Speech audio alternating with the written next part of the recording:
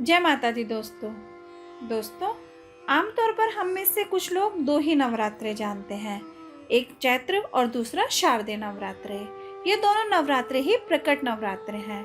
इसके अलावा हिंदू वर्ष में दो गुप्त नवरात्रे भी मनाए जाते हैं, एक माघ नवरात्रे और दूसरा आषाढ़ में।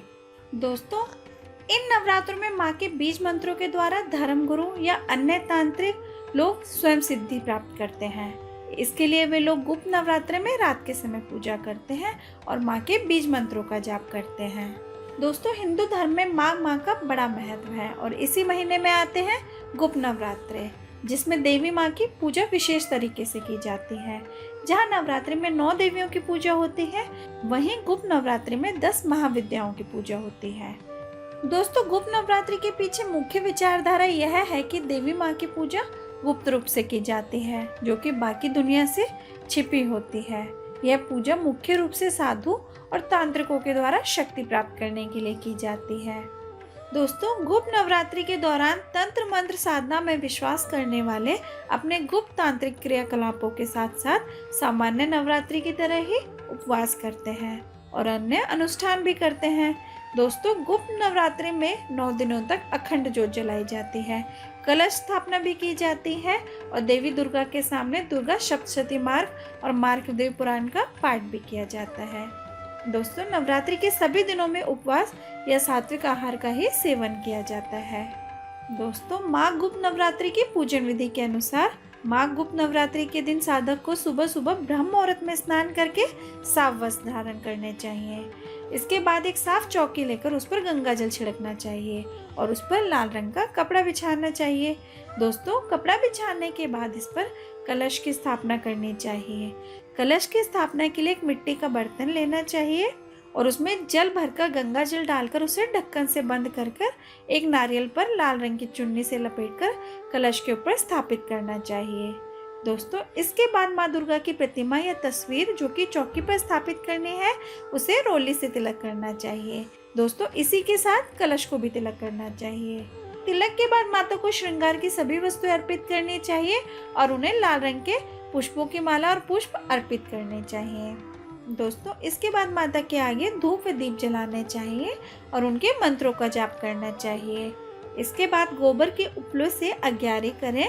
सबसे पहले इस पर घी डालें, फिर कपूर, 2 लौंग का जोड़ा और अंत में बताशे डालने चाहिए। दोस्तों, अग्यारी के बाद माँ दुर्गा की कथा सुने और उनकी कपूर से आरती करें। इसके बाद उन्हें बताशे का भोग लगाएं और इन बताशों को प्रसाद के रूप में ही वितरित कर दें। दोस्तों, इस प्रकार से माघ नवरात्रि में सुबह और शाम दोनों समय माँ दुर्गा की पूजा अर्चना करनी चाहिए। दोस्तों, माघ गुप्त नवरात्रि की व्रत कथा के अनुसार एक समय ऋषि श्रृंगी अपने भक्तों को दर्शन दे रहे थे और अचानक ही भीड़ में से एक स्त्री निकलकर बाहर आई और उसने ऋषि श्रृंगी से कहा कि मेरे पति सदैव ही दुर्व्यसनों से घिरे रहते हैं, जिसकी वजह से मैं कोई भी पूजा पाठ नहीं कर पाती, धर्म और भक्ति से जुड़े कार्यों का संपादन भी नहीं कर पाती, यहाँ तक कि ऋषियों को भी उनके हिस्से का अन्न भी समर्पित नहीं कर पाती। मेरे पति मांसाहारी और जुआरी हैं, लेकिन मैं माँ दुर्गा की सेवा करना चाहती हूँ। उनकी भक्ति साधना से अपने और अपने परिवार के जीवन को सफल बनाना चाहती हूँ। ऋषि श्रृंगी महिला के भक्ति भाव से बहुत प्रभावित हुए और इसका उपाय बताते हुए कहा कि चैत्र और शारदीय नवरात्रि को सब जानते हैं, लेकिन इसके अतिरिक्त भी 2 नवरात्रे और भी होते हैं जिन्हें गुप्त नवरात्रि कहा जाता है। उन्होंने कहा कि प्रकट नवरात्रि में 9 देवियों की उपासना होती है और गुप्त नवरात्रि में 10 महाविद्याओं की साधना की जाती है। इस नवरात्रि में यदि कोई माँ दुर्गा की उपासना करता है तो माँ उसके जीवन को सफल बना देती हैं। ऋषि श्रृंगी ने आगे कहा कि लोभी, कामी, व्यसनी, मांसाहारी अथवा पूजा पाठ ना कर सकने वाला भी यदि गुप्त नवरात्रि में माँ दुर्गा की पूजा करता है तो उसे जीवन में कुछ और करने की आवश्यकता नहीं रहती। उस स्त्री ने ऋषि श्रृंगी के वचनों पर पूर्ण श्रद्धा करके गुप्त नवरात्रि की पूजा की, जिसके बाद माँ उस स्त्री पर प्रसन्न हुई और उसके जीवन में परिवर्तन आने लगा। उसके जीवन में सुख शांति आने लगी और जो उसके पति गलत रास्ते पर था वह सद्मार्ग पर आ गया। दोस्तों, इसके पश्चात माँ दुर्गा के मंत्रों का जाप करना चाहिए और अंत में आरती करके माँ को प्रसाद का भोग लगाना चाहिए।